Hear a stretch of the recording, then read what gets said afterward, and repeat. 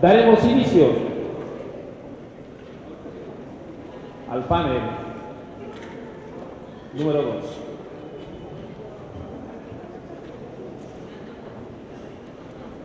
El panel número 2 denominado temas de protección de datos personales, para lo cual cedemos el uso del micrófono a la comisionada ciudadana del InfoDF, Marina Alicia San Martín Rebolloso, quien moderará este panel. Muchísimas gracias, muy buenas tardes, bienvenidos, gracias a todos por volver después de la comida. Son los guerreros en este evento, espero lo estén disfrutando, porque ahora vamos a un tema, y me honra mucho estar en esta mesa con destacados, digamos, litigantes, académicos, y que nos van a dar un enfoque muy interesante de lo que hemos visto el día de hoy. Vamos a tratar el tema de esquemas de protección de datos personales.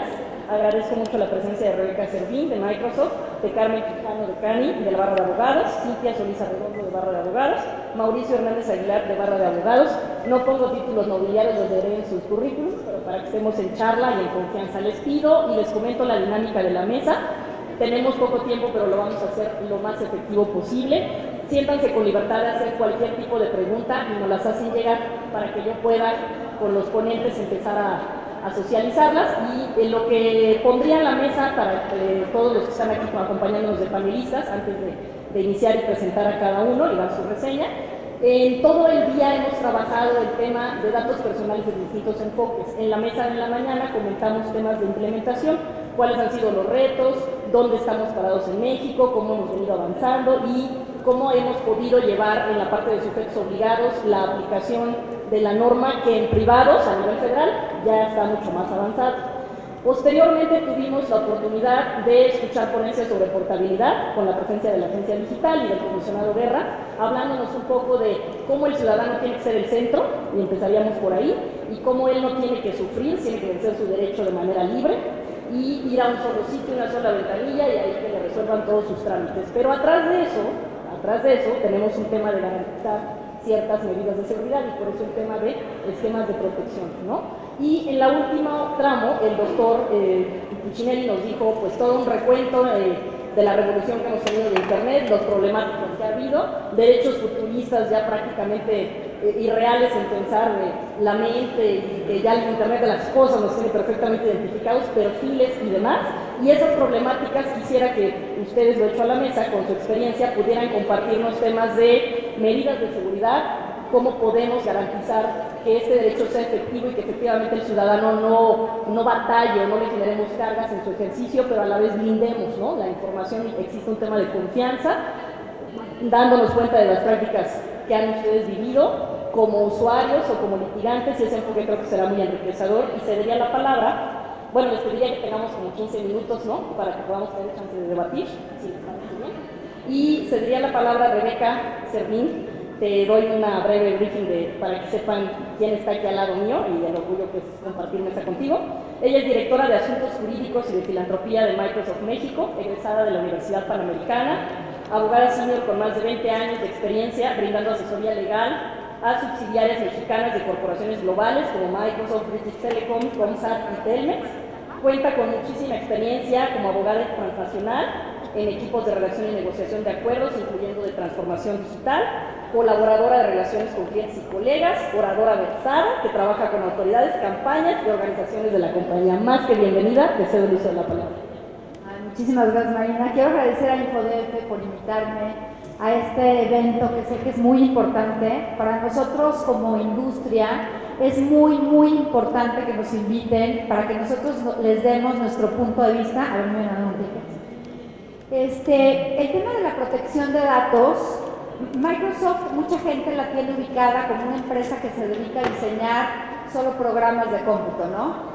Realmente Microsoft en los últimos años se ha transformado. Entonces, además de seguir haciendo y desarrollando software, en realidad Microsoft ahora es una empresa de plataformas y lo que presta principalmente son servicios en la nube.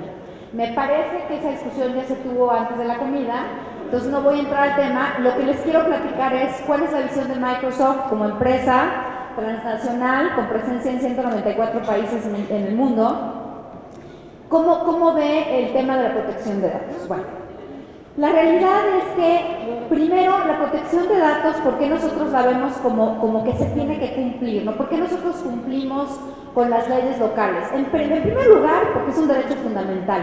Está reconocido, seguramente ya lo platicaron anteriormente, en la Constitución, también en la Declaración Universal de Derechos, Declaración Universal de los Derechos Humanos del 48, pero además también por un tema muy práctico, que es que este tipo de legislación y de regulación tiene sanciones súper elevadas, ¿no? En el caso de México hay multas altísimas, pero en el caso del Reglamento General de Protección de Datos Europeo, que seguramente ya también lo han platicado, pues tiene unas multas que son impensables, que es el porcentaje de las utilidades mundiales, ¿no?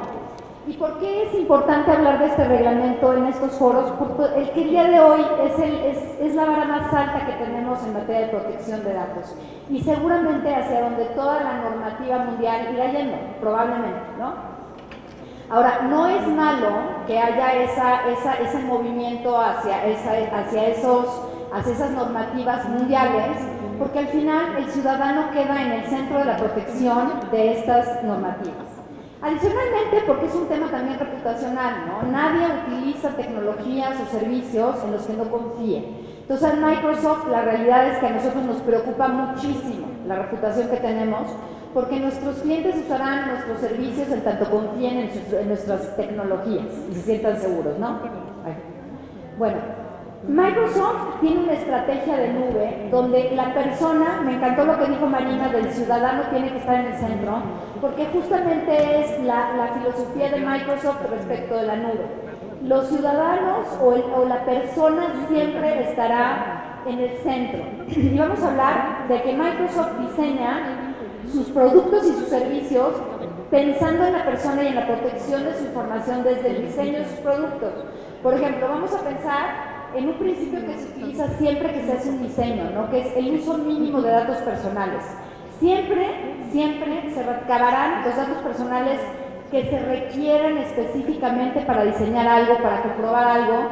Ahora con el tema de inteligencia artificial, que ya hoy que también he estado platicando con él, efectivamente muchas veces para probar o para diseñar un algoritmo se requieren datos personales. Uno necesita datos para que funcione el sistema, para que pueda hacer una predicción, ¿no? Entonces, desde el diseño, lo que Microsoft hace es diseñar sus productos tratando de tomar los principios de la protección de datos. Otro ejemplo que les voy a dar es, por ejemplo, el uso del correo electrónico, ¿no? Microsoft podría reservarse el dato de la dirección IP, que es un dato personal, y no lo toma. ¿Por qué? Porque no es necesario conservar, ¿ok? Bueno, compromisos por contrato, ahora lo vamos a ver más adelante, y transparencia es el otro pilar. Compromisos por contrato. Microsoft tiene en sus contratos, tiene un documento muy especial que se llama Términos de los Servicios en la Nube, que aplican a todos los servicios. Desde el principio se establecen que en cada país Microsoft cumplirá con las leyes locales. Entonces, en el caso de México, el contrato se adecua perfectamente bien a la Ley de Protección de Datos y cumple con los requisitos que para la prestación de servicio en la nube requiere el reglamento y la ley. Cabe mencionar que Microsoft hemos subido la barra, como les decía, y cumplimos con el reglamento de la Unión Europea, porque nos parece que el ciudadano, las personas, nuestros clientes en general, quedan más protegidos, ¿no?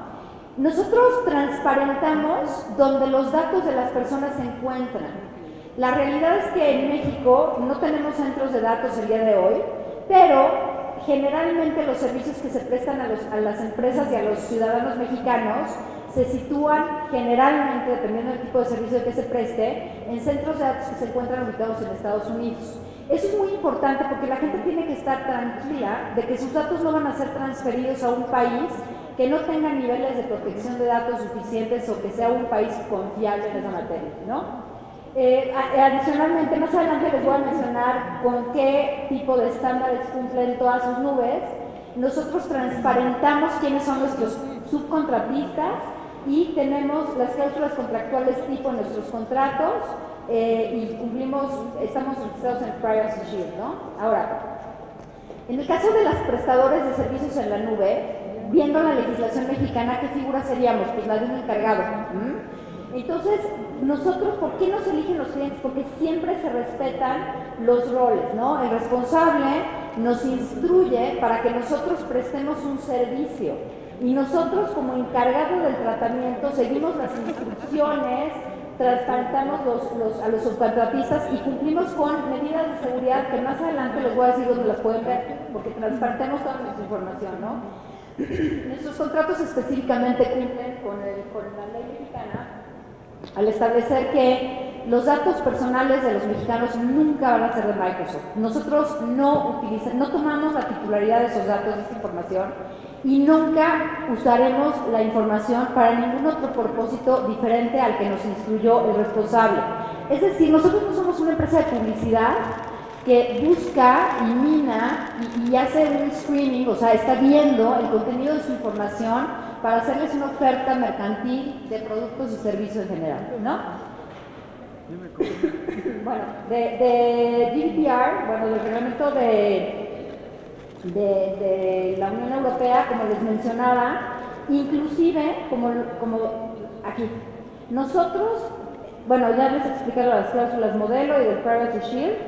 Ahora, nosotros tenemos adicionalmente sistemas para que nuestros clientes cumplan con el reglamento de datos de la Unión Europea. Por ejemplo, tenemos este sistema que se llama Content Search, donde estos cuadritos van escogiendo, es propio de nuestro sistema, y el otro servicio que les a ver, nuestro sistema tiene funcionalidades que protegen sus datos y que los ayuda a cumplir con la normativa.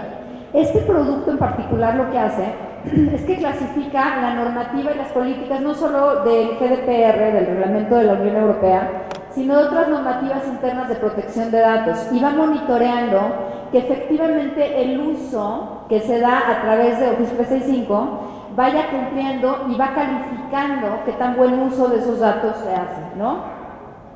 Este es el Compliance Manager. Abajo ven los cuadritos que va monitoreando cada una de las normas aplicables y de las políticas corporativas que le aplican al cliente. Esto se va diseñando conforme el cliente lo va utilizando y se va seleccionando qué funcionalidad o qué norma, qué condición se tiene que cumplir para que el propio sistema vaya calificando ese uso, ¿ok?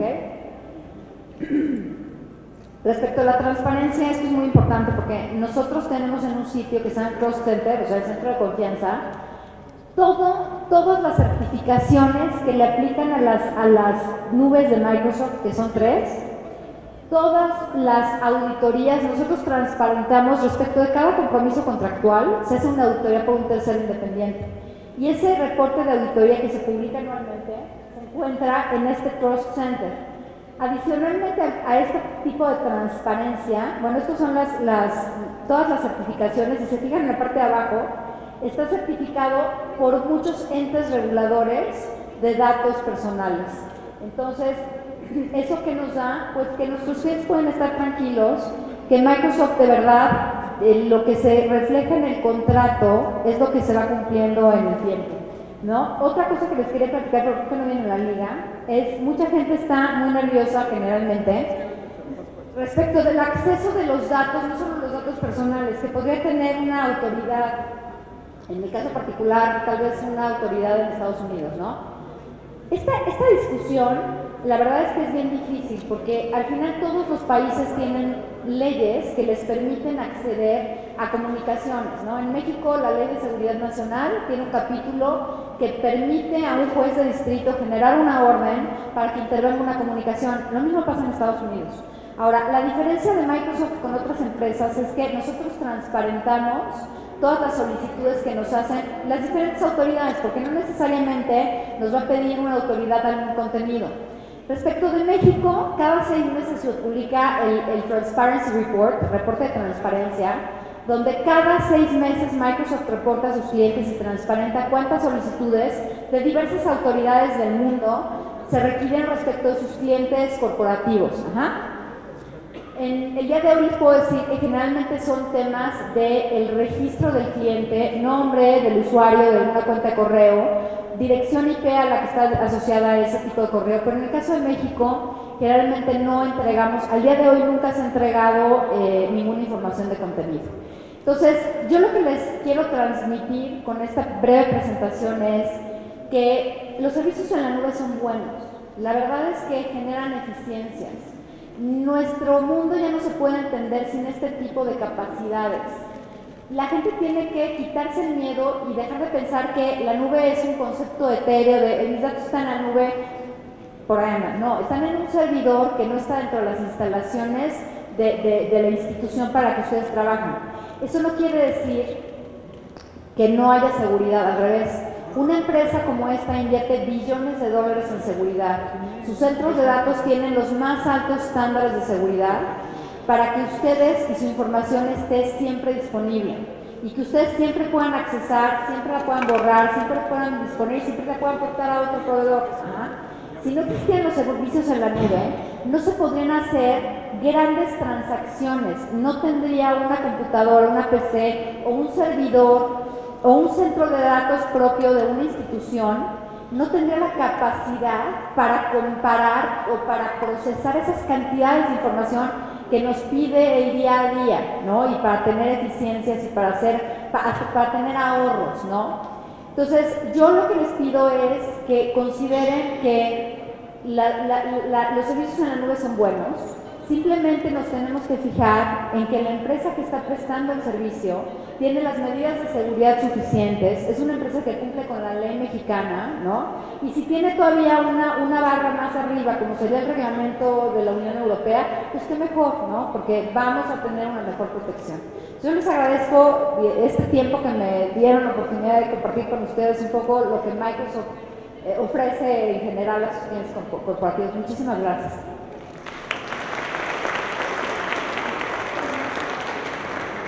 Muchas gracias, Rebeca. Tomando el ejemplo que nos da Rebeca Rescato de su ponencia, y obviamente para generar el debate y entrar ahí, trasladado a sujetos obligados, la parte de confianza y la finalidad para lo que recabamos. Creo que el tema de confianza es un eje para que nosotros como ciudadanos nos sintamos con libertad de poder dar con tranquilidad nuestros datos y efectivamente que la nube no es mala, que generar servicios que faciliten nuestra vida es bueno, solamente hay que garantizar esa autodeterminación, es decir, yo decido que sí, que no, y que no me estén pues vigilando o que eso esté en riesgo y demás. Y doy la palabra para seguir con estos temas a Carmen Quijano. Carmen Quijano es abogada egresada de la Universidad Iberoamericana, maestra en Derecho Comparado por la Universidad de Nueva York y candidata al grado de doctor por el Instituto de Investigaciones Jurídicas. Fue miembro del Consejo Técnico de la Facultad de Derecho de la Universidad Americana y actualmente imparte la Cátedra de Protección de Datos Personales en esta Universidad Panamericana. Es miembro del Comité Jurídico de la Asociación Mexicana de Internet y asociada de la Barra Mexicana, Colegio de Abogados AC. Actualmente coordina la Comisión de Transparencia y Protección de Datos de dicho consejo, socia fundadora del Bufet Quijano, que ha desarrollado su práctica profesional como abogada corporativa de empresas privadas, especialmente en tecnologías de la información. Bienvenida y adelante, muchas gracias. Gracias a InfoDF, es un honor y me encanta estar aquí con colegas a los que conozco bien y a los que admiro. Vale la pena decir que seguramente voy a hablar muy bien de ellos y de Microsoft especialmente, y ahorita les voy a contar por qué, pero tengo la seguridad de que es una empresa seria y sobre todo participativa y comprometida. Va a aparecer anuncio de Microsoft, qué horror, pero se los tengo que decir porque es verdad que es una empresa comprometida con los datos personales. Bueno, yo les quiero hablar muy rápidamente, pero creo que es un tema pareciera básico, pero súper importante, sobre la diferencia entre la privacidad y la protección de datos, que son dos cosas muy distintas, y que viene mucho al caso ahora que la inclusión del derecho fundamental a la protección de datos personales en nuestra Constitución cumple 10 años, porque fue en 2009 que se incluyó el derecho fundamental a la protección de datos personales como un derecho humano autónomo en el artículo 16 constitucional. Entonces ya cumplimos 10 años. Y siempre me ha intrigado, y siempre lo digo y me encanta seguir analizando ese tema, cómo es que llegamos a consagrar en nuestra Constitución este derecho y no expresamente el de la privacidad. Entonces, primero quiero entrar por qué es la privacidad y qué es la protección de datos personales. La privacidad es el derecho que tenemos todos de decidir qué parte de mi vida quiero compartir con los demás, pero no se refiere solo a información, sino se refiere a espacios, a creencias, al cuerpo humano, a todo lo que tiene que ver con mi ser, qué parte de mi ser humano quiero mantener en la intimidad y qué parte quiero compartir. En cambio, la protección de datos se refiere a la información, qué parte de mi información quiero controlar y quién quiero que la vea, quién quiero que no la vea. Y en eso son distintos. La privacidad abarca mucho más, podríamos decir que es el género, y la protección de datos es la especie. Aquí el tema es que el tema de la protección de datos surgió con los inicios del Internet, con la red 1.0, cuando el Internet era unidireccional. A los inicios del Internet, si ustedes se acuerdan, se tenía acceso a páginas con las que no se podía interactuar, era simplemente como una presentación en la computadora, donde las empresas, la industria, las universidades daban cierta información sobre su empresa, y uno podía consultarla y de ahí usarla, pero no podíamos interactuar con esa información, no era bidireccional. Y es ahí en los años 70 cuando inicia la protección de datos, porque para poder, además de que yo obtenía información, también teníamos que dar muchísima información, aunque todavía no había interacción, sí vaciábamos información o dábamos información físicamente a muchísimas autoridades, y las autoridades la capturaban en ficheros y tenían un acceso a una cantidad enorme de datos, había una proliferación de expedientes y de datos, y de ahí surge que se tengan que proteger los datos de las personas, porque se estaban haciendo ficheros en cantidades muy importantes y de fácil acceso. Esa es la red 1.0, ahí es donde nacen en los años 70 las normas de protección de datos. ¿Y por qué es importante? Porque en esa época, cuando nace la legislación de protección de datos, no existían redes sociales. Facebook es de 2005 y su auge es en 2007, y las leyes de protección de datos son de 1970. México empieza esa lucha por tener una ley que se adecue para que sus empresas puedan invertir en otros países y de otros países acá, que venga la inversión extranjera para tener un lugar seguro de inversión. Pero todo esto de la protección de datos empieza a dar en los 80s, en los 90s, y nosotros no teníamos una ley. Empiezan las normativas, el Convenio 108 de Europa, que es de 1981, la de la OCDE de 1981, luego la de la ONU de 90, y luego el primer reglamento, el anterior a de 1995. Ahí no estamos hablando para nada del Internet de las cosas, ni de la computación en la nube, ni nada. Y México empieza en el año 2000, a querer tener una ley para adecuarse al modelo internacional de protección. Y se tarda 10 años desde el año 2000, por eso decía que tú nos vas a poder decir, porque tú estabas en el INAI, Marina, en 2008, o sea, todavía no entraba en vigor la ley. Nos tardamos 10 años en crear una ley que fuera, en ese momento, muy moderna. Entonces fue desde el 2000 hasta el 2009 que entró en la Constitución ese derecho, y claro, porque fue una discusión importante, porque teníamos que primero adaptar todo lo de transparencia también. Entonces se agregó todas las leyes de transparencia, entonces se trabajó muchísimo, pero la protección de datos, ya para cuando llegó nuestra ley en 2010, la verdad en muchas partes ya era anacrónica, porque no prevía, por ejemplo, el derecho al olvido, no prevía las redes sociales, y creo que incluso hoy es ahorita donde me atrevo a ser todavía más aventada en decir que incluso el reglamento, como el nuevo reglamento europeo también ha sido discutido, todavía le faltaron algunas cosas que, en mi opinión, habría que adecuar a la realidad de las redes sociales, de la interactividad y de la inteligencia artificial.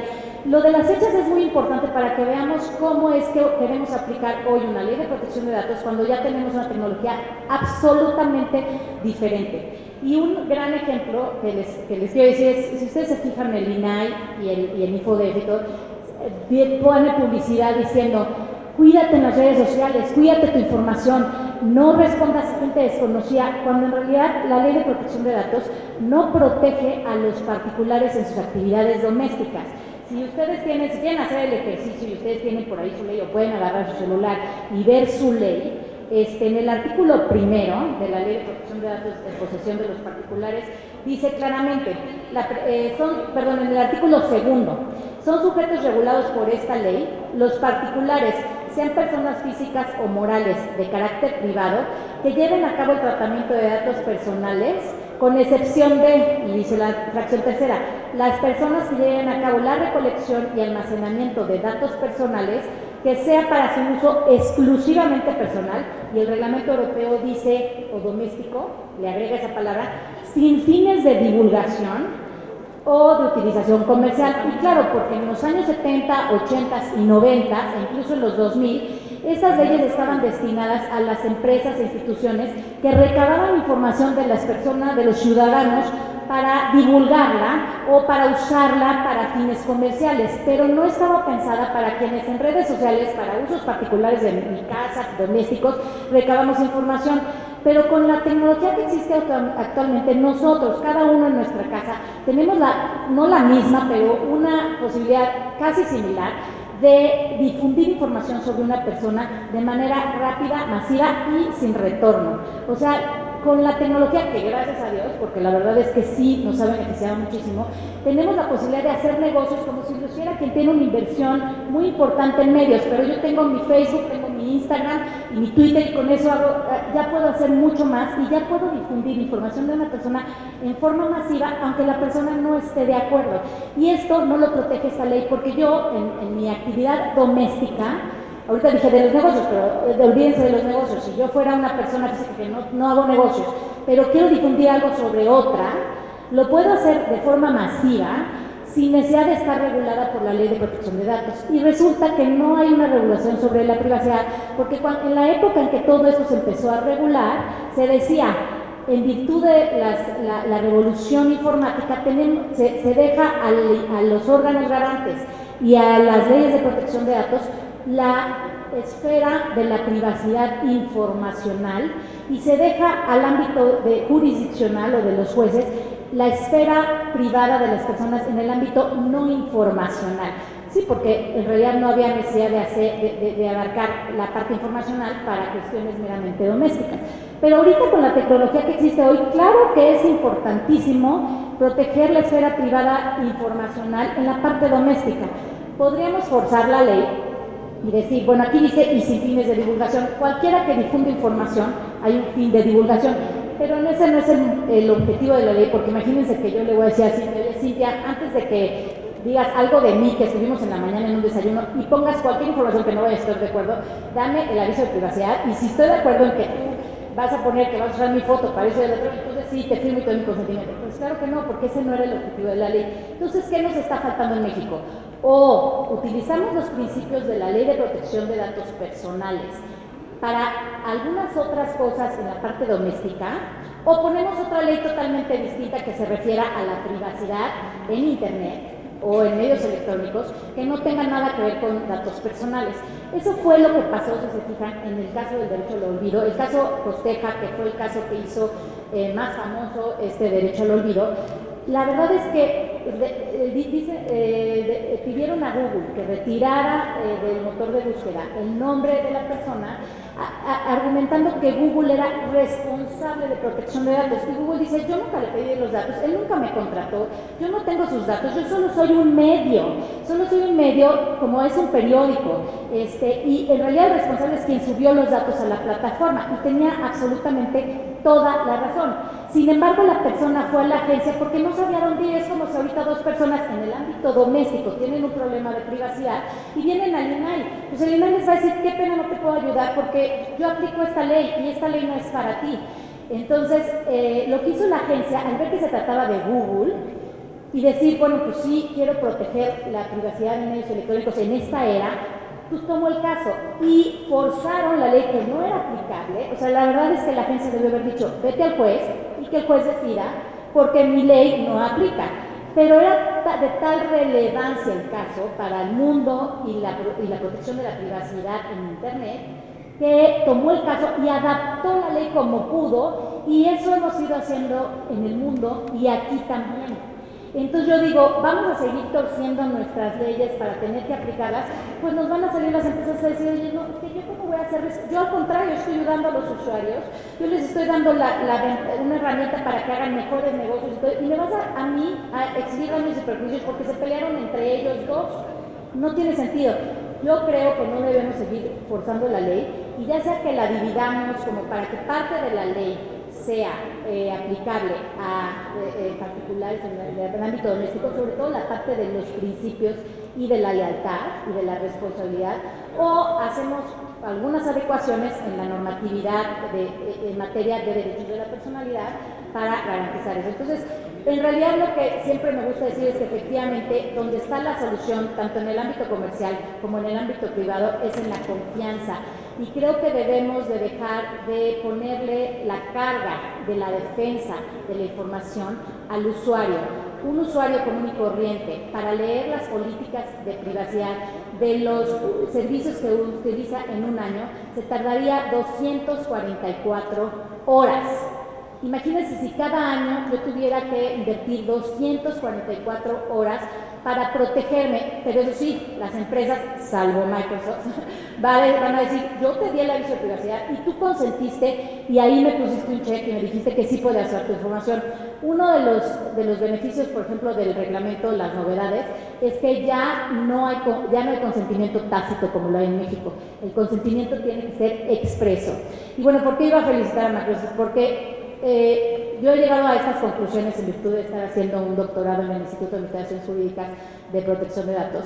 Y entre todo mi tema, yo para argumentar y poderles decir, son 244 horas exactas las que tiene que leer, pues yo quería saber qué pensamos los mexicanos y no tener la información de Estados Unidos, que la hay, o de otras partes del mundo. Yo necesito saber si los mexicanos estamos leyendo los servicios de privacidad, o si nos importa, o si no.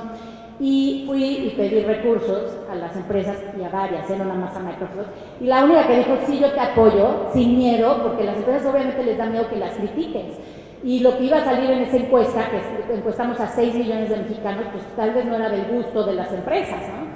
Y pues fue Microsoft quien lo financió, y después de un año tuvimos 5 millones de usuarios que contestaron, y pudimos tener muchísima información que pueden consultar en la red. Se llama La Privacidad de Internet, por Espinosa Asociados y una servidora con apoyo de Microsoft. Ahí viene qué piensan y qué han hecho sobre la privacidad los mexicanos, pero desde el municipio de Tlaxiaco, Oaxaca, hasta el que tú me digas, y cómo lo usan. Y una de las pues de lo que encontramos es que casi el 75% no lee los avisos de privacidad. Del 25% que los lee, la mayoría, más del 50 y tantos, no los entiende. Entonces la verdad es que algo, a pesar de que hemos hecho mucho y que hay estos foros y que qué bueno, o sea, no estoy menospreciando el trabajo que se ha hecho porque es muy bueno, este trabajo requiere muchísimo más esfuerzos de todos nosotros. Entonces, y creo que por donde debemos caminar más que el consentimiento y los avisos de privacidad y todo, es en la confianza. En el principio de lealtad es la expectativa de confianza, es decir, yo no tengo que esperar si tú me diste tu consentimiento o no, tengo que ponerme en tus zapatos y decir, si yo fuera tú, usaría estos datos para lo que los voy a usar, pero no desde mi perspectiva, sino de la perspectiva tuya. Sí, porque tal vez Rebeca me dice, si yo fuera Rebeca, sí los compartiría porque soy muy tecnológica, pero Rebeca se tiene que poner en mis zapatos, pero si Rebeca fuera Carmen, los compartiría o no. Y eso en una relación de tú a tú, que no tiene nada que ver con lo comercial, hasta en las empresas. Y ya, si no se puede, entonces sí vamos a una ponderación con un juez, que para eso está. Pero bueno, gracias, muchas gracias. Muchas gracias, Carmen. Rescato la parte de confianza de nueva cuenta y la parte efectivamente del principio de lealtad. Más allá de que tenemos muchos retos normativos, también creo que es importante implementar lo que hay. Efectivamente la tecnología nos gana, ¿no?, en el ejercicio de derechos y normas, pero en la mañana el propio doctor Oñate decía que aunque tengamos normas, no nada más con la pura norma ya la arreglamos en una que regule A y B, y con eso mañana habrá otra tecnología y que eso funcionará. Entonces lo importante es, sí creo, la concientización, la sensibilización de parte de los sujetos obligados, también tocar o tomar estas experiencias que nos comparten la parte de privados en trabajar los principios. Los principios son los mismos, siempre han sido los mismos, y esos son los que vale la pena. ¿Cómo genero yo como gobierno frente a la ciudadanía confianza? Y confianza también no solo es en la parte de acceso a la información, sino en protección de datos. ¿Y cómo hago que tú te sientas seguro, insisto, en que yo te los estoy cuidando? Porque al final tenemos doble cachucha. Somos servidores públicos, pero siempre vamos a ser ciudadanos. Entonces, ¿cómo quiero que trataras tú mis datos? si yo soy usuario de licencias, de cosas médicas, y en ese tenor habría que ser el gobierno también ponerse en la camiseta. Por eso el convenio 108, desde el 81 hasta acá, ha sido modificado muy poco, porque es muy pequeño y solo se concentra en principios y no al detalle. Esa puede ser una alternativa, y también no olvidar el tema de autorregulación, que existen esquemas de autorregulación que ayudan a estas nuevas prácticas y también nos dan parámetros para. Pasando al mismo debate, por favor, querida Cintia Solís, bienvenida.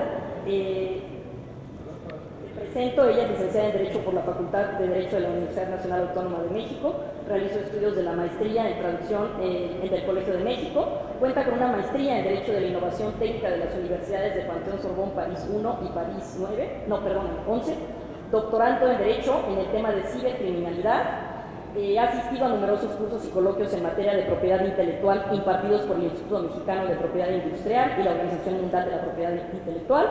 Ha dictado conferencias en materia de tecnologías de información y derecho informático, asesora jurídica de la Asociación Latinoamericana de Profesionales en Seguridad Informática y presidenta fundadora del Capítulo México de la Asociación Internacional de Derecho Informática. Bienvenida, te cedo la palabra. Bueno, pues primero que nada, quiero decirles a todos que me siento muy contenta de estar invitada aquí por una gran persona, amiga y heroína, que es la comisionada Elsa Viviana. Muchísimas gracias por la invitación.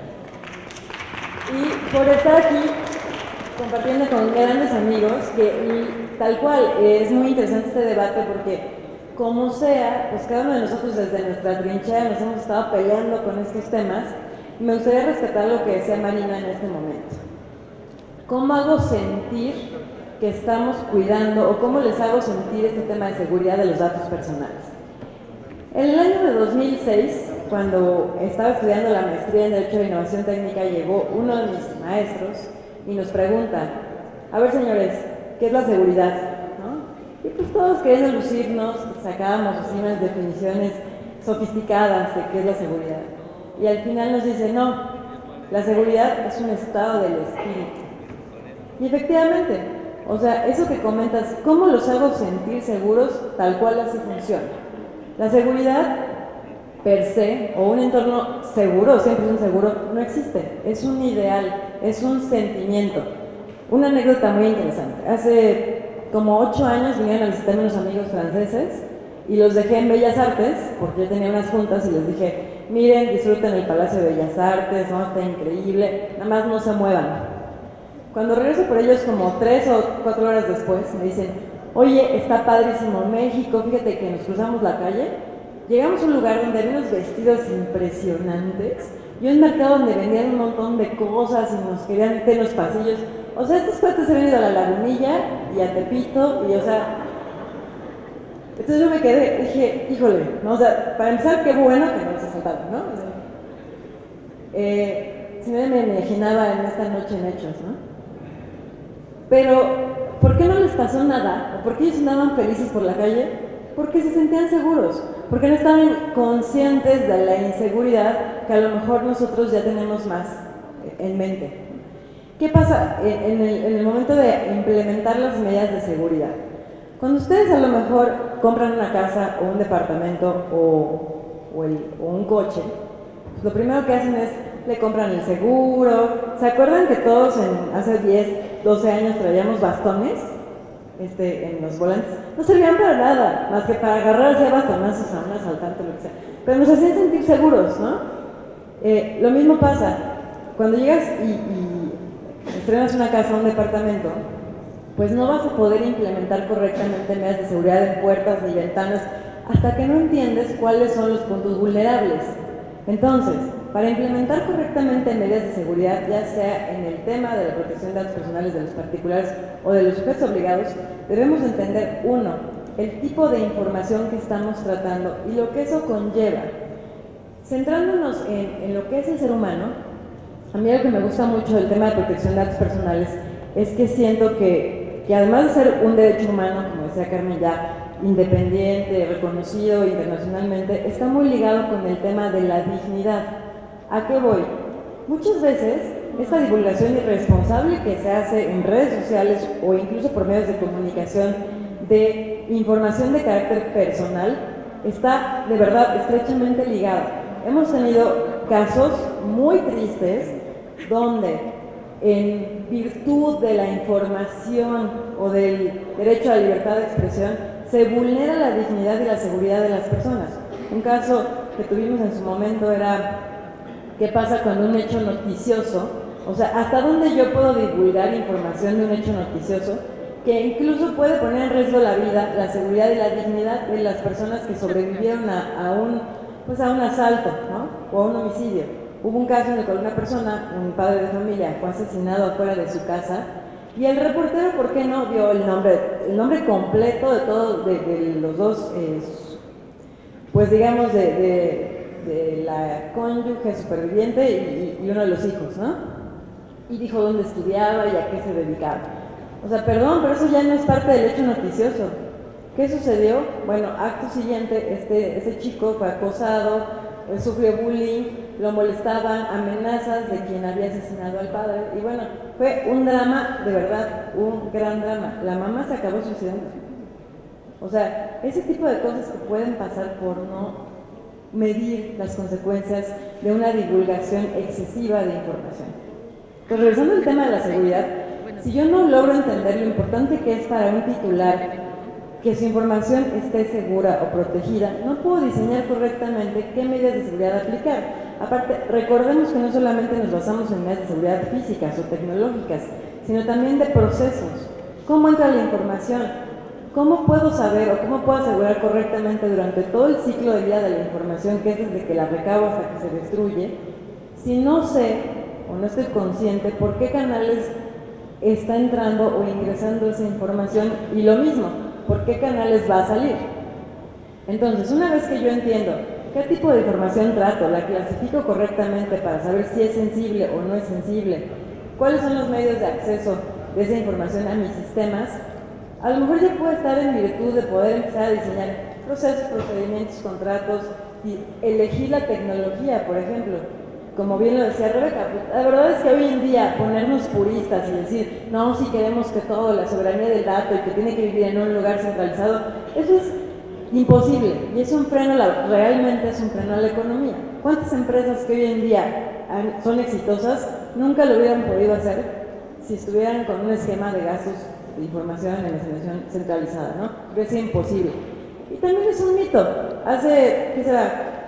Igual 10 años estábamos en una conferencia donde un ponente español que respeto mucho decía, es que en España está prohibido el almacenamiento en la nube.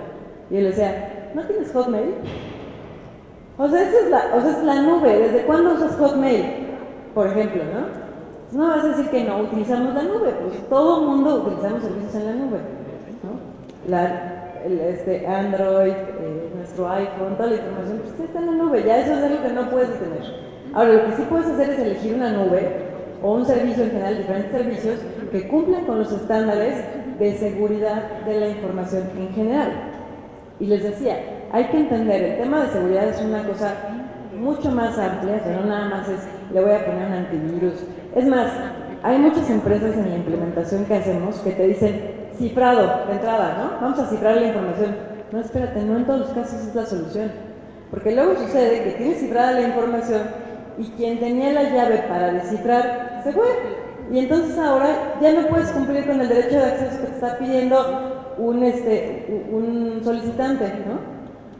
O ya la información pues ya no está disponible, entonces pues ya estás violando la seguridad. Entonces, y justo eso es algo que me gusta, digamos, ejemplificar como que el sistema de protección de datos personales es eso, es un sistema, es un engrane, que obviamente el ser humano va, digamos, es la parte central donde todo debe de girar, pero pues están los principios y las medidas de seguridad, o sea, todo tiene que girar alrededor de, pero está en conjunto, o sea, están interrelacionados, no podemos diseñar una medida de seguridad si no entendemos qué principios podríamos violar, ¿no? Y que es un poco lo que el GDPR te obliga a hacer cuando están estos famosos PIAs, ¿no? Y el análisis de impacto a la privacidad. Si yo quiero implementar una nueva tecnología, primero tengo que analizar justamente cómo va a impactar la privacidad de los usuarios, ¿no? Y si no estoy en virtud de un tema de seguridad violando la privacidad, o viceversa, si no quiero cuidar la privacidad pero estoy dejando de lado la seguridad o la accesibilidad, que son los pilares pues, básicos de la seguridad de la información. Entonces yo creo que algo muy interesante es eso, ¿no? ahora que está tan de moda todo este tema de las brechas de seguridad de datos personales, pues hay que implementar correctamente una medida de seguridad, que obviamente tiene que ser un traje a la medida, ¿no? Yo les podría decir, no, o sea, tienen que comprar la solución más sofisticada y la más cara. No, no es cierto, se los juro. Yo conozco empresas que tienen implementadas o que compraron las licencias de las herramientas más caras que se pueden imaginar y un DLP y no sé qué, pero no lo saben configurar. Entonces, si no lo saben configurar, pues ahí está el problema, ¿no? Ahí está la brecha, en el usuario. Entonces, no se trata de gastar, no se trata de hacer cosas tan sofisticadas, solamente hay que saber diseñar lo que nos corresponde, lo que nos queda mejor, el traje a la medida, para que justamente el usuario, además de que esté seguro, se sienta seguro, ¿no? Que eso es algo muy importante y que, ¿por qué no? Hoy en día, tanto para gobiernos como para particulares, esa es una decisión fundamental para que un usuario decida decantarse por una cosa o por la otra, ¿no? Eso es fundamental, ¿no? Y pues creo que no tengo nada más nada que agregar, pero muchas gracias por la invitación. Muchas gracias, Cintia. Pues sí, volvemos a lo mismo, el tema de construir la confianza, que tarda mucho en hacerse y en un minuto se puede perder. Entonces, esa parte como ciudadanía y gobierno es correcta. Efectivamente, el tipo de información, eso lo comentamos en la mañana, el tipo de información no es lo mismo la base de datos que tienes de seguridad, de la gente que administra salud, y lo más importante es que los que están aquí de las unidades de transparencia son los que conocen qué tipo de datos son. No tienen que saber cómo hacerle, para eso está la autoridad como estamos nosotros y el Info los va a ayudar y obviamente con el apoyo de expertos que tenemos que consultar igual para ir determinando qué es mejor para cada uno de sus datos, pero siempre sin perder de vista lo que comentaban ustedes, el ciudadano, una persona que es el usuario, generando esa confianza. Efectivamente, el tema de la dignidad también lo retomo, el derecho de datos personales nos ayuda justamente a potenciar otros derechos, pero protegerlos, es decir, si yo no me veo discriminado, entonces puedo ejercer mejor otros derechos y esa parte también hay que tenerla en cuenta. Y muchas gracias, Cintia, por tu intervención. Paso con el afortunado de la mesa porque está rodeado de mujeres, ¿no? Y ahora que ven menos en género, que es Mauricio. Mauricio, muchas gracias, te presento. Es licenciado en Derecho por la Universidad Marista, campus de la Ciudad de México. Realizó especialidad en Comercio Exterior y Arbitraje en la División General de Posgrado de la UNAM, además de otros estudios de posgrado en el TEC y la Universidad de Cambridge, sobre materias relacionadas con Derecho Corporativo, Incoterms y Tratados de Libre Comercio. Se ha especializado en práctica del Derecho Corporativo y Regulatorio, específicamente en protección de datos personales, transparencia, tecnologías de la información, prácticas antilavado, ética corporativa y propiedad industrial. En Buffet Sony tiene a su cargo las áreas de protección de datos, regulatorio y compliance, además de participar como asesor corporativo en proyectos especiales para empresas. Ha diseñado e impartido capacitaciones de transparencia y protección de datos para los sujetos obligados, es barrista y además de ANADE y de la Asociación Internacional de Profesionales de Privacidad y ha participado en el Foro de Gobernanza en Internet de la ONU, así como en asociaciones en propiedad industrial a nivel internacional. Bienvenido, Mauricio, muchas gracias. Gracias, buenas tardes a todos. Gracias a las abogadas que me permitieron aquí compartir el panel. Voy a hacer este cierre de sesión. No lo veo como un acto de discriminación, sino creo que como el derecho de réplica más bien, que nos toca la parte masculina. Y eso va a ser todavía más interesante.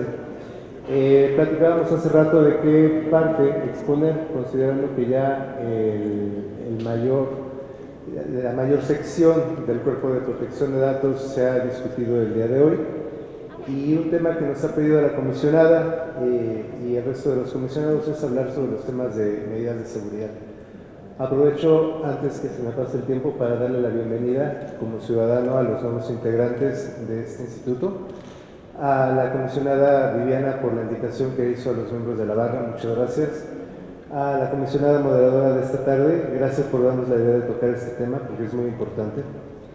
Y a mis compañeras que, pues vamos a ver qué tal hago frente a ellas. A ver, aquí quiero destacar un punto que he escuchado sobre la mesa y para el cual me gustaría nada más preguntarles, ¿cuántos de ustedes están en la figura de sujetos obligados? Si levantan la mano sin miedo. O sea que lo que hemos dicho no les sirve para mucho porque hablamos como particulares. Se vale. Entonces lo importante es ver, pues sí está muy bonito lo que decimos en la academia y en la iniciativa privada y en los softwares, con cariño, No, pero ¿qué estamos haciendo por el gobierno? Y creo que aquí tenemos que rescatar cosas muy importantes. Quienes hemos tenido la oportunidad de ver, y estoy seguro que Microsoft también lo ha hecho, las leyes para gobierno, se habrá dado cuenta que los requerimientos que tenemos en medidas de seguridad para una Secretaría de Estado como el SAT no ha de ser la misma que la que pide mi despacho como sector privado. No puede serlo. Y forzosamente el software tendrá que estar adaptado en medidas de seguridad a dónde está la nube, quién tiene acceso. Yo no recuerdo al secretario de Hacienda o al director del SAT diciéndonos dónde está nuestra nube. Y esa también puede ser o es una medida de seguridad, porque imagínense que alguien se entera de dónde le bajan el switch a la Secretaría de Hacienda para no tener nuestras declaraciones de impuestos. ¿Es una medida de seguridad? Sí. Nos bajan el CIPOT en sector gobierno. Entonces, la confianza, estoy de acuerdo con Cintia y con Carmen, tiene que ver en un punto esencial de lo que espera el consumidor, el usuario de nuestras plataformas, el dueño de los datos, pero también basado en lo que yo estoy necesitando. A ver, comentaban por aquí, tengo que pensar en función de cómo quisiera yo que trataran mis datos si fuera el usuario. Sí es lo ideal, pero en realidad no sucede. Y tenemos un ejemplo hace unos meses en Estados Unidos. ¿Qué nos declaró el CEO de Facebook cuando le dijeron en el Senado, ¿nos puede decir con quién compartió la cena anoche? ¿Por qué fue a este hotel? ¿Qué contestó? No, claro que no, a lo mejor no lo haría. Pero bien que lo hizo con 87 millones de cuentas, dirían los demás. Entonces, es un ejemplo de que no siempre pensamos como empresarios en ese sector. Ahora vámonos al sector público. Hay un artículo, que lo pongo como ejemplo de los casos que ustedes están viviendo, en donde a veces las medidas de seguridad no nos cuadran a cada dependencia igual. Secretaría de Salud, tenemos un expediente clínico, y no lo hablo a nivel nacional, vamos a verlo a nivel local, y en ese caso nos piden que cuando la persona es mayor de edad, y le vamos subiendo la temperatura al asunto porque no son datos regulares sino sensibles simplemente porque es un expediente clínico, puede solicitar el ejercicio del derecho ARCO a alguien que lo represente legalmente. ¿Cuántas personas conocen ustedes que tenga acceso a un notario público que otorgue un poder para ejercer un derecho ARCO? Suena muy bonita la medida de seguridad, pero en la práctica, a ustedes como unidades de transparencia les estamos atando la mano. Entonces, es muy cierto, no estamos brindándoles a ustedes confianza, porque si a los titulares de los datos como autoridades se las ponemos tan complicada para que nos digan no quiero que usen los datos, pues simplemente por una cuestión de cansancio, el usuario ya ni le hace caso y dice, tengo de dos sopas, o les entrego todo o no me dan el servicio. Creo que ahí es donde mucho tenemos que mejorar o podemos mejorar desde el sector público los errores quizá que se hayan cometido en la ley de privados o las oportunidades, no lo preciso, no es un error, sino simplemente que iniciamos una regulación muy ambiciosa, que creo que si ahora la comparamos con las leyes internacionales vemos que no es nada mala la mexicana, es bastante competente, pero que hay áreas de oportunidad que tenemos que ir mejorando. Ahora, por otro lado, hablábamos de la parte de autorregulación. Creo que va vinculado a la confianza, porque si nosotros como funcionarios hacemos creíble que la dependencia protege la información del gobernado, hasta ustedes mismos, nosotros mismos como ciudadanos nos vamos a sentir mejor. Quizás si alguien está aquí del SAT o de la Unidad de Inteligencia Financiera se habrá acordado que cuando surgió la ley de la ley antilavado, la famosa ley que tiene un nombre interminable pero que la conocemos como Ley Federal de Lavado de Dinero, nos indicaba que la información nos prometían por nuestra mamá que de la unidad financiera no salía, aunque en el escritorio de junto estuviera sentado el secretario de Hacienda. O sea, si yo lavo dinero, te prometo que no te cae una auditoría fiscal. Pues es que una conlleva a la otra por su naturaleza. Entonces, ¿para qué me dices lo que no vas a hacer cuando sabes que por ley lo tendrías que hacer? Es más, yo ¿Quién de ustedes piensa que la Secretaría de Hacienda no va a revisar lo que haga la de inteligencia financiera? Yo creo que no. Entonces, ¿por qué no decimos las cosas como son? Vamos a hacer las cosas así. Tu información la podemos utilizar hasta este momento. Y no nada más dejárselos, y aquí quiero hacer una acotación sobre las medidas de seguridad como yo las veo, comisionada, no nada más hacia el exterior, todo es lo que dice la ley, lo que dice la ley, lo que dice la ley, pero la ley a veces no alcanza para la realidad, y la ley tiene que ser un resultado de lo que la práctica nos está enseñando. Por eso creo tan importante que ustedes como órganos internos de control, como unidades de transparencia, se pronuncien y nos digan, ¿saben qué, litigantes? Esto está mal. ¿Sabes qué, autoridad? Nos hace falta esta herramienta. Te informo, autoridad, que con lo que tengo no me está alcanzando. Algo que hemos dejado de lado, y aquí lo reviso y lo uno con la parte de confianza, es la parte también de autorregulación. Una medida de seguridad para mí tiene una óptica dual. Se ve desde dos puntos: al interior del titular o dentro de la esfera del titular y desde la autoridad. ¿Por qué? Porque si el titular no está acostumbrado a proteger su información, y eso tiene que ver con un principio de educación, y no es que ahora me ponga yo como cierta persona que ahora cree que todos somos buenos, porque somos hijos de Dios, pero si no tiene que ver eso con un tema de educación, entonces estamos perdidos, y esta es una materia que debería de estar ya a nivel de civismo. ¿Qué hacemos con la información? ¿Cómo se vuelve esto transparente? ¿Y cómo vinculamos esa responsabilidad de la protección de los datos para que no se malinterprete como una antípoda o como la parte opuesta de la transparencia? Porque ustedes tienen que adoptar dos leyes, ahora tres, también la de archivos. Ayer el ministro Cosío comentaba algo muy interesante en el Instituto Nacional de Transparencia, al momento que daba su ponencia, y lo cito más o menos. Es lo que mencionaba: aquí al Poder Judicial le hace falta determinar hasta dónde sí y hasta dónde no en la protección de los datos, porque necesariamente necesitamos otros momentos en los que hay que publicarla. Me voy a las versiones públicas del Poder Judicial. Desde fuera no se entienden, parecen formatos. En tal Ciudad de México, rayita, en el caso número tantos, de tanto contra tal por el delito de tal, se determina lo siguiente, pues parece receta de cocina. Y yo necesito saber por qué se llega a una determinación en función de las agravantes, de las atenuantes, qué fue el caso concreto. A lo mejor no necesito el nombre y el apellido, pero sí parte de los datos estadísticos. Creo que ahí estamos en una ley de péndulo donde tendremos que verlo.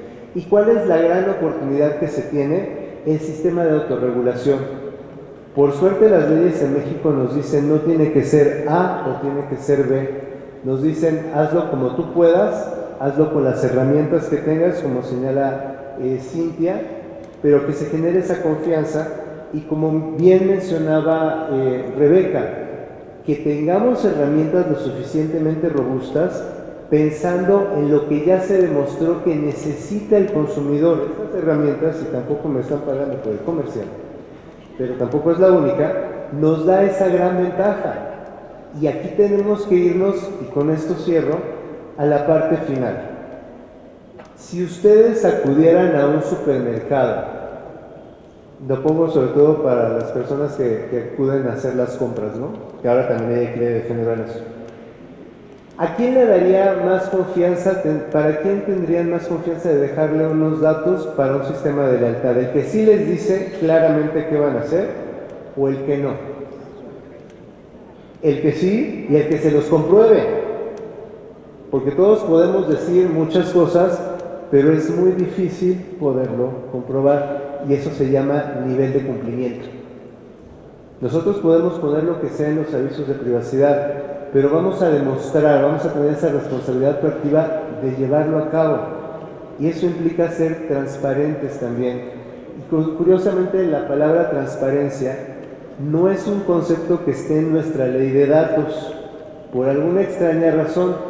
Pero si nos vamos un poquito a la parte académica, vemos que internacionalmente Japón la tiene, Asia la tiene, y nosotros tenemos un instituto de transparencia que no habla de transparencia en la ley de datos, no culpo al instituto, sí, esta es una cuestión que tendrá que verse en el legislativo, pero lo importante más que lo diga es que lo estén haciendo como se hace ahora. academia, capacitaciones a los órganos internos de control, que se tengan portales en donde se puede informar qué se tiene, cada cuándo se tiene, en qué se gasta, en qué momento se entrega una información personal y por qué podríamos efectuarla. Y lo que pues creo que también será muy importante verla, y regreso al punto, la capacitación que tendremos en que esas medidas de seguridad se adapten a los criterios, que las escuelas lo sepan tener, pero que también una delegación las tenga, y que también la oficina que se encargue aquí de los permisos para los inmuebles comerciales en la Ciudad de México tenga esa transparencia. ¿Cuánto nos está costando? ¿A quién se le está entregando la información? ¿Cómo lo va a utilizar? Porque en la manera en que nosotros conjuntemos la protección de los datos en medidas, lo hagamos con nuestra conveniencia como instituciones o con los requerimientos como autoridad, y se lo demos a conocer a un usuario o al gobernador, va a sentir más confianza en el gobierno. Creo que la falta de comunicación desde las autoridades hacia el gobernador es lo que ha causado mucho de esa disrupción en conocimientos, en confianza. Porque ustedes no me dejarán mentir, ustedes trabajan mucho desde dentro, y esa también es una medida de seguridad que malamente no se está difundiendo. Tenemos que quitarnos el estigma como gobierno de que no hay medidas. Claro que hay medidas y se tienen que implementar de cierta forma, diferentes a particulares, pero sí lo pueden hacer. Y los felicito mucho porque estén en esto. No dejen de considerar, con esto cierro, la ley de archivos. Porque algo que nos va a dar una adecuada gestión de los datos es cómo archivamos. Si no hay archivos, pues ¿qué guardamos? Es así de simple. Y es cierto, tenemos una correo de Hotmail, pero no necesariamente se tiene que ser nuestro archivo, menos en el sector público. Muchas gracias.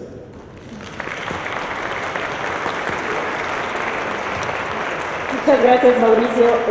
Efectivamente, retomo lo último que dijiste de ley de archivos, ¿no? Tenemos esa triada de obligación como sujetos obligados, ¿no? Archivos nos garantiza tanto el tema de protección de datos como el tema de acceso a la información.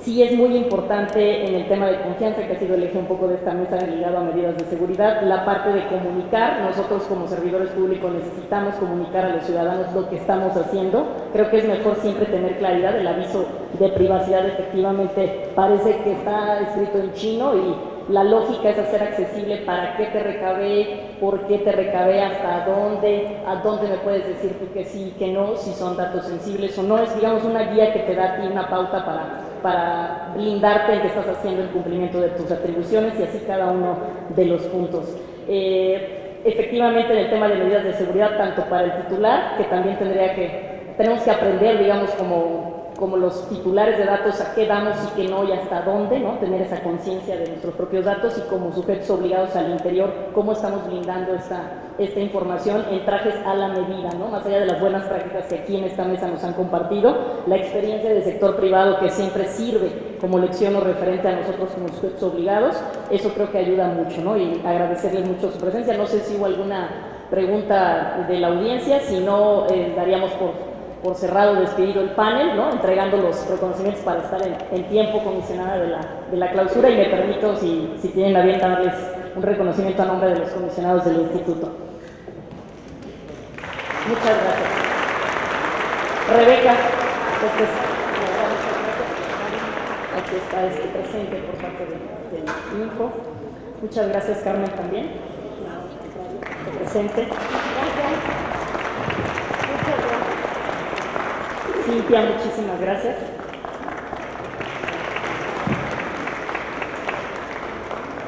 Y Mauricio, muchísimas gracias también por tu intervención.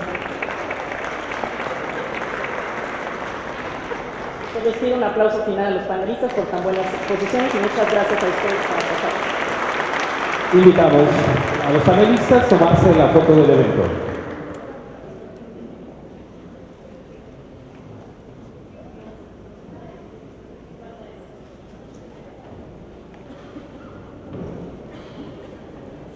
Despidámoslos con un fuerte aplauso.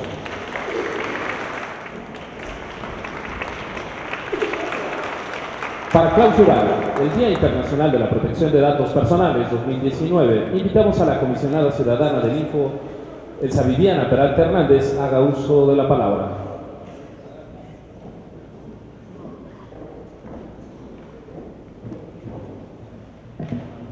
Pues muchas gracias. Seré breve porque sé que estamos cansados pero satisfechos de esta labor, de este día, y creo que amerita irnos a nuestra casa a descansar y a reflexionar sobre todo lo que aprendimos el día de hoy. Muchísimas gracias por acompañarnos. Agradezco a mis compañeros comisionados, gracias. Es un gusto, de verdad, estar ya integrados.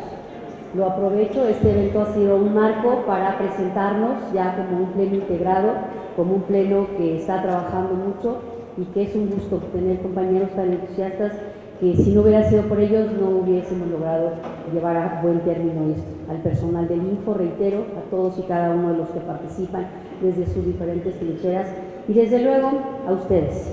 Pero antes que agradecerles a ustedes, debo dividir en el sentido de los panelistas que nos acompañaron, los conferencistas que nos acompañan todavía. Muchas gracias porque es un honor contar con sus conocimientos, con lo que ustedes vienen a aportarnos, con la finalidad de hacer particularmente la protección de los datos personales algo que sea una realidad que nos ayude a mejorar nuestro entorno, que nos ayude a mejorar nuestro quehacer cotidiano en el gobierno, en nuestra actividad, en todos los sentidos. Ya vieron todo lo que impacta la protección de datos personales. Y finalmente, pues desde luego a los más importantes, porque son todos los que nos acompañan de las unidades de transparencia, todos los que nos acompañan de manera particular como enlaces en materia de protección de datos personales, porque son ustedes los que tienen esta tarea y tienen un interés de venir a conocer qué pasa con estos temas, qué es lo que tienen que enfrentar, y eso es algo que se debe agradecer. Por eso, para cerrar este marco de conmemoración del Día Internacional de la Protección de Datos Personales, sirvan estas palabras de clausura para que a nombre del Instituto de Transparencia, Acceso a la Información Pública, Protección de Datos Personales y Rendición de Cuentas de la Ciudad de México, en compañía o a nombre de mis compañeros comisionados, nuestros conferencistas magistrales y panelistas reciban un especial y cordial agradecimiento por sus valiosas aportaciones analítico-reflexivas que nos han dejado sobre diversos temas de actualidad referentes a la protección de los datos personales. Considero que fue un gran acierto por parte de todos nosotros reunirnos ahora para conmemorar lo que hace ya algunos años se instituyó como el Día Internacional de la Protección de Datos Personales.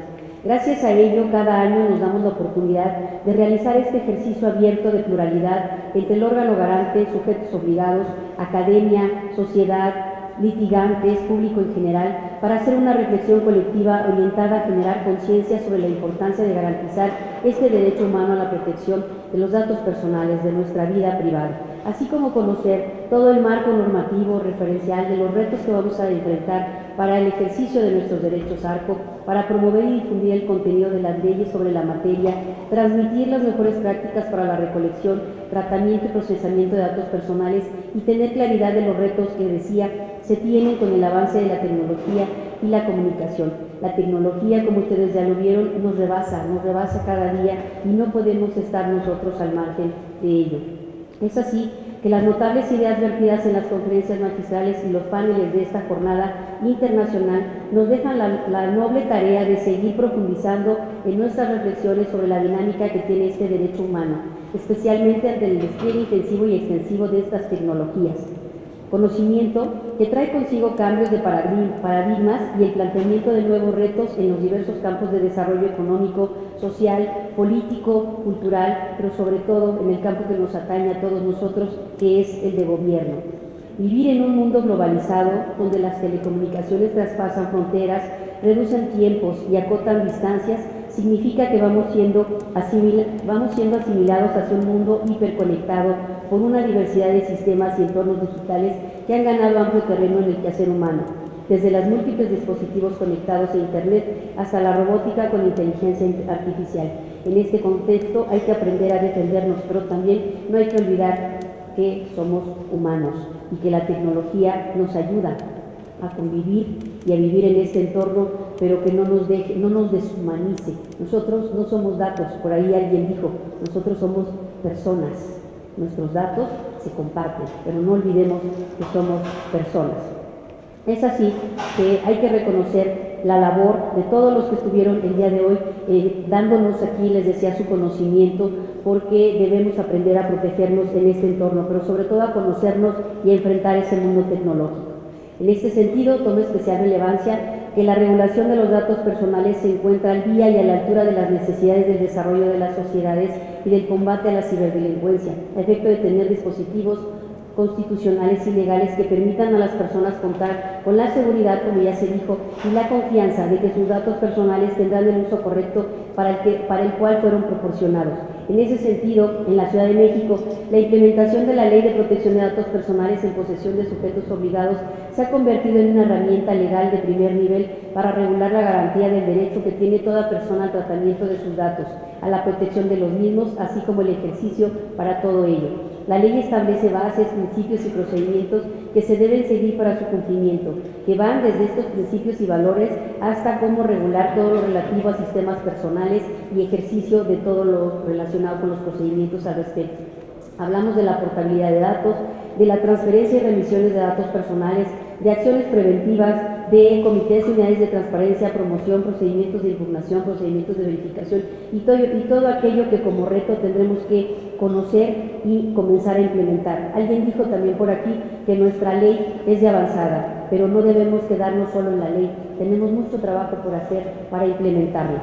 Los retos son muy grandes, sobre todo porque la progresividad del desarrollo tecnológico demanda una inercia similar en las regulaciones legales sobre la materia, así como en la implantación de esquemas y mecanismos efectivos que permitan fluir las bondades de las aplicaciones tecnológicas en la protección de los datos personales, al mismo tiempo que logren inhibir las prácticas delincuenciales que dañan la identidad, el patrimonio, la imagen y el honor de las personas en cualquier ámbito, ya sea el público o el privado.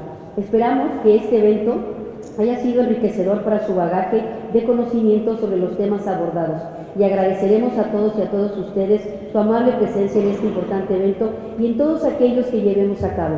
Todo esto que hace el INFO con la finalidad de cumplir una de sus encomiendas, que es la de difundir el tema, particularmente en este caso el de la protección de datos, en el marco de un día que conmemora, que se establece como Día de los Datos Personales. En ese entorno les agradecemos mucho que se tomen el tiempo de estar con nosotros, de acompañarnos, porque es para ustedes lo que hacemos aquí. Por eso cada que los convocamos, les agradecemos mucho que se den esta oportunidad, porque en esta oportunidad todos salimos ganando, empezando porque aprendemos a cuidar nuestra propia información, pero también toda la información de aquellos que vienen a nosotros a ejercer, a pedir los servicios para los cuales nosotros estamos contratados en el servicio público. Muchísimas gracias, eso garantiza que al aprender nosotros a cuidarnos, también garantizamos el cuidado de los datos de todos aquellos que vienen con esa confianza que aquí se habló. Confianza que se debe tener en el gobierno, no solo para muchos aspectos, sino en este caso para proteger la vida privada de todas las personas.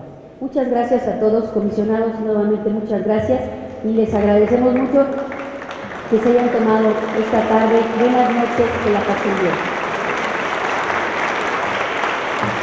Invitamos a las comisionadas y comisionados ciudadanos a tomarse la foto de la clausura.